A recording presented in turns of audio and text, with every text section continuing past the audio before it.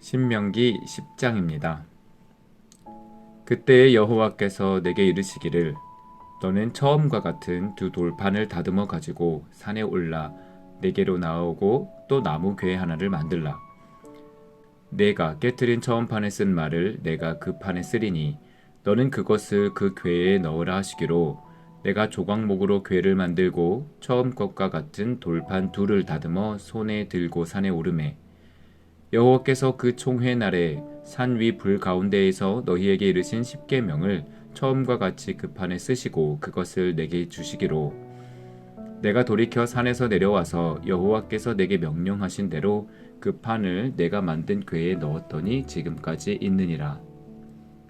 이스라엘 자손이 브에롯 브네야 아간에서 길을 떠나 모세라에 이르러 아론이 거기서 죽어 장사되었고 그의 아들 엘르아살이 그를 이어 제사장의 직임을 행하였으며 또 거기를 떠나 굿고다에 이르고 굿고다를 떠나 욤바다에 이른즉 그 땅에는 시내가 많았으며 그때에 여호와께서 레위 지파를 구별하여 여호와의 언약궤를 매게 하며 여호와 앞에 서서 그를 섬기며 또 여호와의 이름으로 축복하게 하셨으니 그 일은 오늘까지 이르느니라. 그러므로 레위는 그의 형제 중에 분깃이 없으며 기업이 없고 내 하나님 여호와께서 그에게 말씀하심 같이 여호와가 그의 기업이시니라. 내가 처음과 같이 40주 40야를 산에 머물렀고 그때에도 여호와께서 내 말을 들으사 너를 차마 멸하지 아니하시고 여호와께서 내게 이르시되 일어나서 백성보다 먼저 길을 떠나라. 내가 그들에게 주리라고 그들의 조상들에게 맹세한 땅에 그들이 들어가서 그것을 차지하리라 하셨느니라. 이스라엘아, 내 하나님 여호와께서 내게 요구하시는 것이 무엇이냐? 곧 내 하나님 여호와를 경외하여 그의 모든 도를 행하고 그를 사랑하며 마음을 다하고 뜻을 다하여 내 하나님 여호와를 섬기고 내가 오늘 내 행복을 위하여 내게 명하는 여호와의 명령과 규례를 지킬 것이 아니냐? 하늘과 모든 하늘의 하늘과 땅과 그 위의 만물은 본래 내 하나님 여호와께 속한 것이로되 여호와께서 오직 내 조상들을 기뻐하시고 그들을 사랑하사 그들의 후손인 너희를 만민 중에 택하셨음이 오늘과 같으니라. 그러므로 너희는 마음에 할 일을 행하고 다시는 목을 곧게 하지 말라. 너희 하나님 여호와는 신 가운데 신이시며 주 가운데 주시요 크고 능하시며 두려우신 하나님이시라. 사람을 외모로 보지 아니하시며 뇌물을 받지 아니하시고 고아와 과부를 위하여 정의를 행하시며 나그네를 사랑하여 그에게 떡과 옷을 주시나니 너희는 나그네를 사랑하라. 전에 너희도 애굽 땅에서 나그네 되었음이니라. 내 하나님 여호와를 경외하여 그를 섬기며 그에게 의지하고 그의 이름으로 맹세하라. 그는 내 찬송이시요 내 하나님이시라. 내 눈으로 본 이같이 크고 두려운 일을 너를 위하여 행하셨느니라. 애굽에 내려간 내 조상들이 겨우 70인이었으나 이제는 내 하나님 여호와께서 너를 하늘의 별같이 많게 하셨느니라. 아멘. 하나님께서 이스라엘에게 두 번째 십계명을 주셨습니다. 이스라엘 백성들이 우상을 만들어 숭배하는 모습을 보고 분노를 참지 못한 모세가 십계명을 집어 던졌기 때문입니다.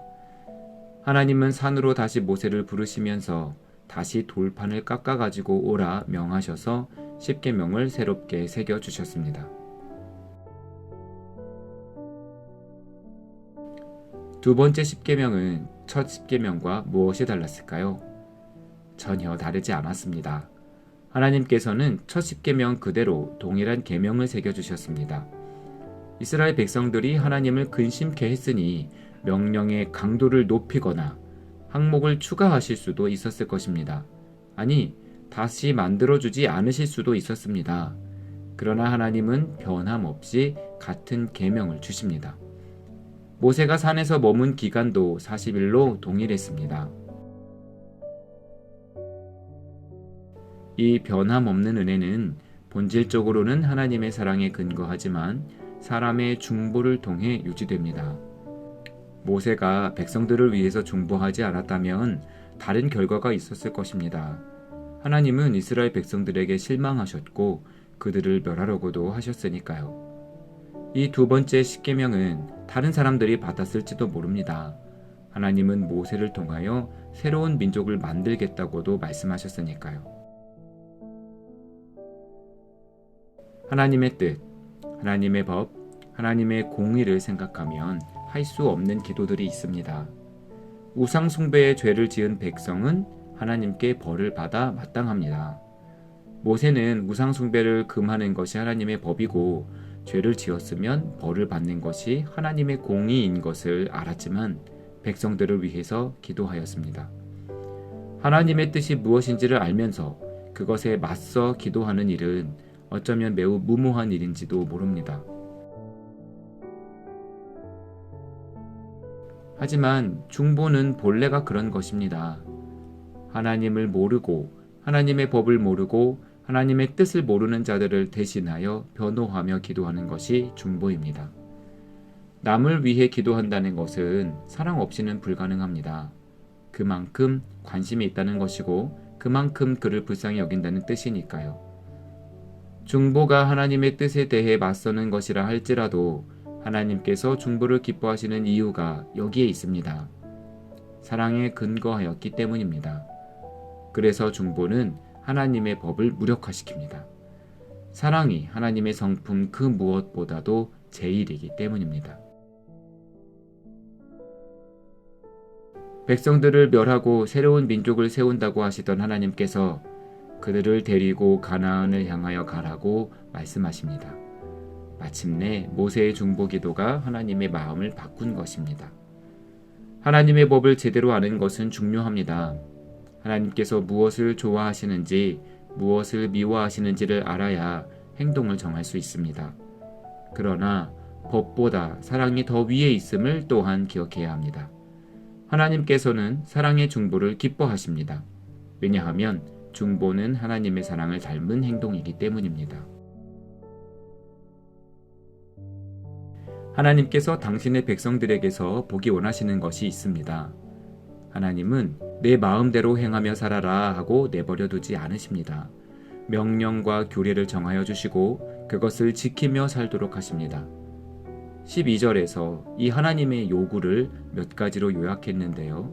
첫째, 하나님을 경외하고, 둘째, 그 모든 도를 행하고, 셋째, 하나님을 사랑하고, 넷째, 하나님을 섬기는 것입니다.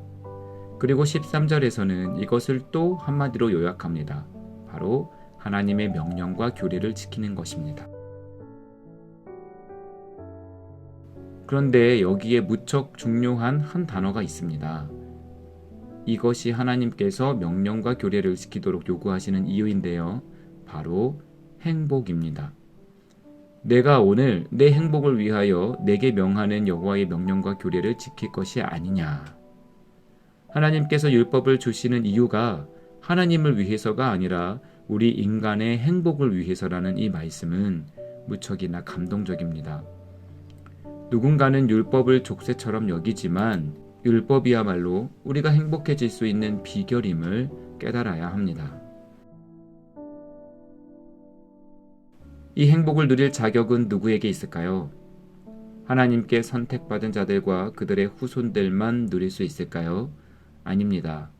땅 위의 만물이 모두 하나님의 피조물이고 하나님의 소유인데 선택받은 소수만 행복한 것이 하나님의 뜻이라 할 수 있을까요?